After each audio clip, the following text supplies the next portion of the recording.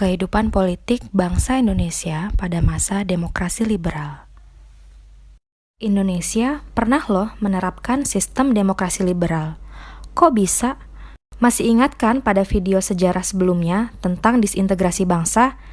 Buat yang belum nonton, kalian bisa nonton dulu ya videoku yang thumbnailnya seperti ini. Pada video tentang disintegrasi bangsa, kita sudah membahaskan bahwa dari hasil konferensi meja bundar tahun 1949, bentuk negara Indonesia berubah dari kesatuan menjadi serikat, atau kita sebut dengan Republik Indonesia Serikat. Pada masa itu, Indonesia terbagi menjadi 7 negara bagian. Namun, masa berlakunya bentuk negara Republik Indonesia Serikat ini tidak bertahan lama, bahkan tidak sampai 1 tahun. Karena rakyat Indonesia sadar bahwa bentuk negara serikat ini adalah taktik Belanda untuk memecah belah bangsa Indonesia.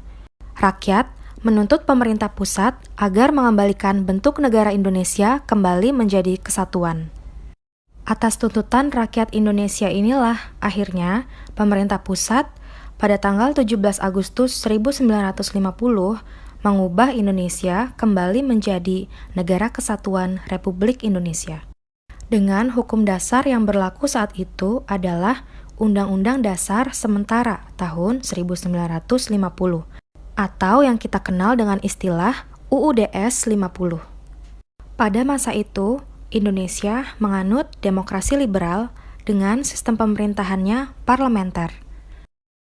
Sekarang kita bahas ya bagaimana kehidupan politik bangsa Indonesia pada masa demokrasi liberal. Masa demokrasi liberal ditandai dengan tumbuh suburnya partai politik. Karena sistem kepartaian yang berlaku di Indonesia saat itu adalah multipartai. Beberapa partai besar yang terkenal diantaranya Masyumi, PNI, NU, dan PKI. Pada masa demokrasi liberal, Indonesia menganut sistem pemerintahan parlementer. Apa itu pemerintahan parlementer? Parlemen itu sendiri adalah badan legislatif ya, atau yang sekarang kita kenal dengan MPR, DPR, dan DPD.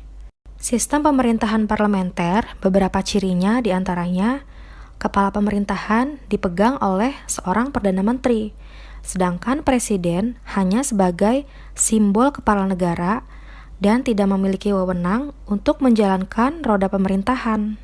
Kabinet atau para menteri yang dipimpin oleh seorang Perdana Menteri bertanggung jawab kepada parlemen.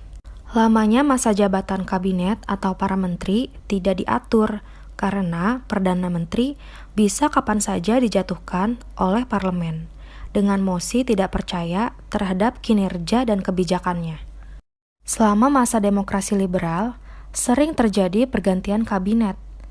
Dalam kurun waktu 9 tahun, yaitu dari tahun 1950 sampai dengan 1959, Indonesia mengalami 7 kali pergantian kabinet. Nah, kita bahas satu persatu ya. Yang pertama, Kabinet Natsir. Masa jabatannya dimulai pada tanggal 6 September 1950 dan berakhir pada 20 Maret tahun 1951. Ya, kabinet ini hanya bertahan 6 bulan saja.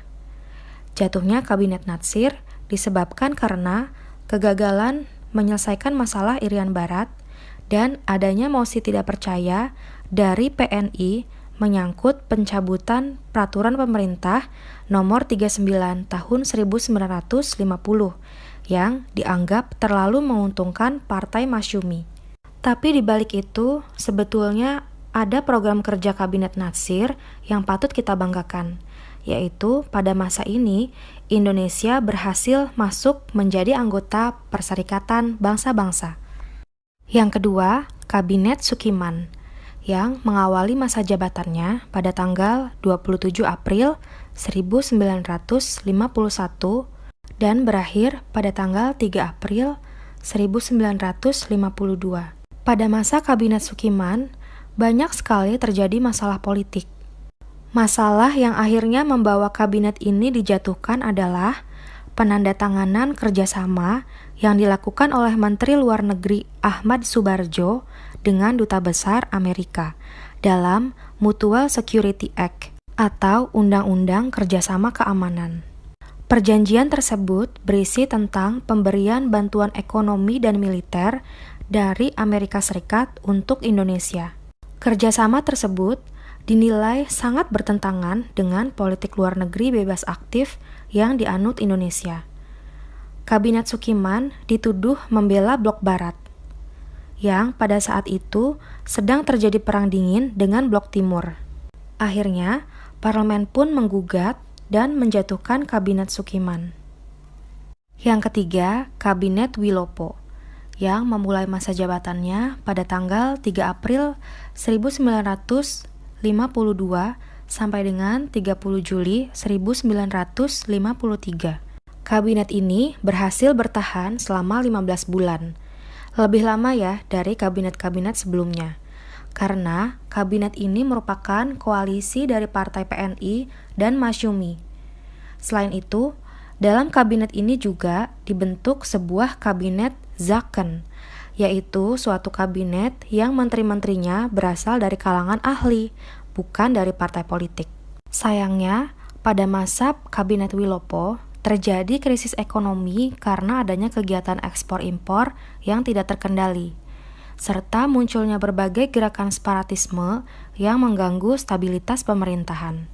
Pada akhirnya, kabinet ini berakhir karena adanya peristiwa di Tanjung Morawa, Sumatera Selatan, di mana pemerintah menyerahkan kembali tanah Deli Planters Vereniging dan mengerahkan polisi untuk mengusir petani yang menggarap tanah tersebut. 5 petani tewas pada peristiwa tersebut. Hal ini tentu memicu kemarahan. Ketua Serikat Tani Indonesia bernama Sidik Kertapati mengajukan mosi tidak percaya terhadap Kabinet Wilopo.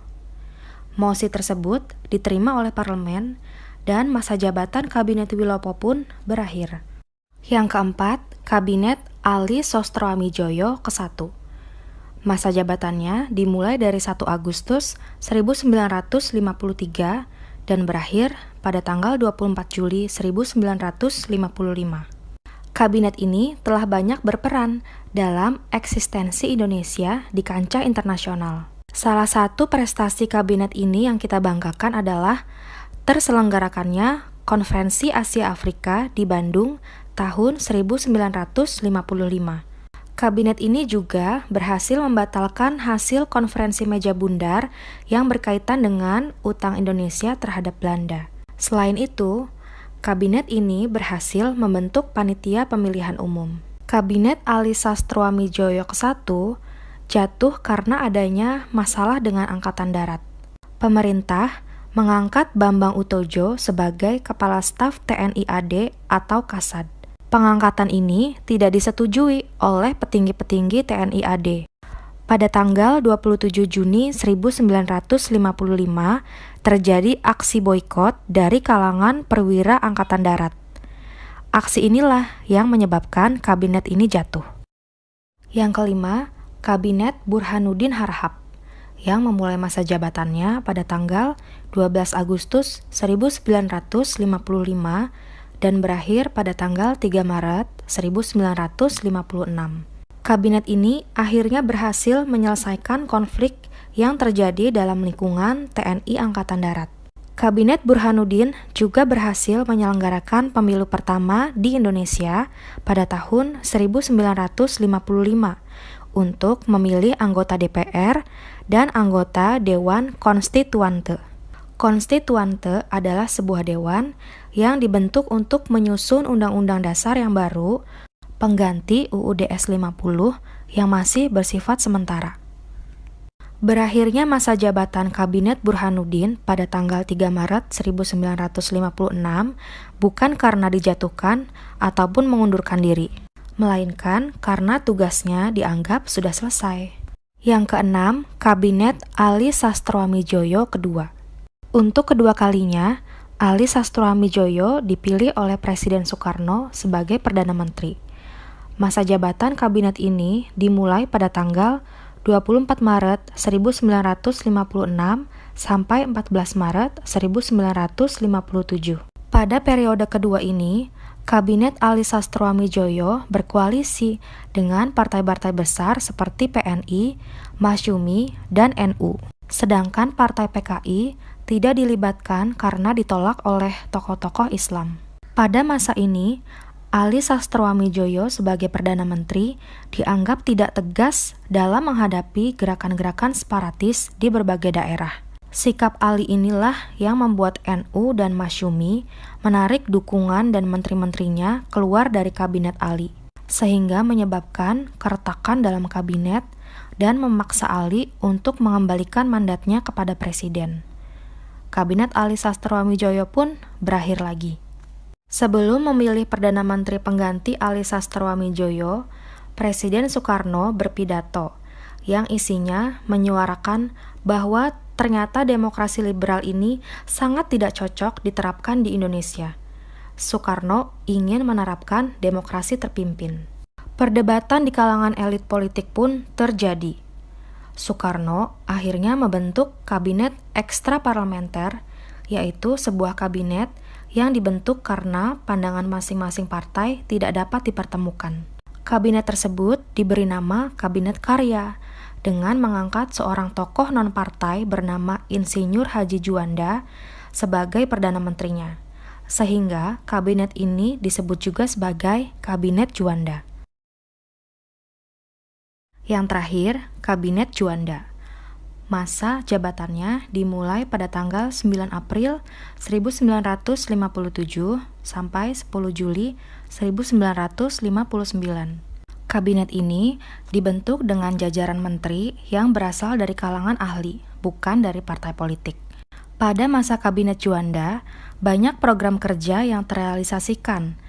Salah satunya berhasil menyatakan kepada dunia mengenai penetapan batas laut teritorial Indonesia dari 3 mil menjadi 12 mil.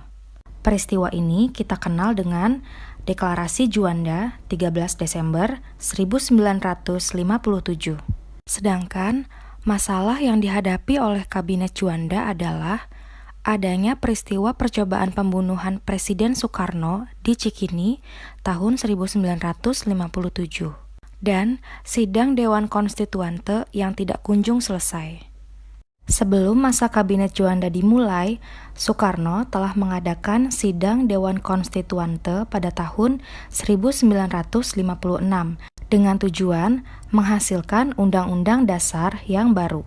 Namun, sampai dengan tahun 1959, Dewan Konstituante masih belum menghasilkan Undang-Undang Dasar yang baru. Selain itu, persoalan perebutan wilayah Irian Barat dengan Belanda pun tidak kunjung selesai.